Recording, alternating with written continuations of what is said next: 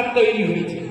একজন নির্বাচিত প্রধানমন্ত্রীকে গায়ের জোরে প্লেনে তুলে নিয়ে পাঠিয়ে দিয়ে একটা মৌলবাদী সরকার, জঙ্গিবাদী সরকার, জামাতের সরকার, সেই সরকার পাকিস্তানের যারা নাতিপুতি আছে, রাজাকারের নাতিপুতি, যারা ৭১ হেরেছিল ভারতীয় সেনা বিএসএফ এর কাছে, মুক্তিযোদ্ধাদের কাছে, তারা ওখানে পিছনের দরজা দিয়ে এই ৫ মাস ক্ষমতায় আছে।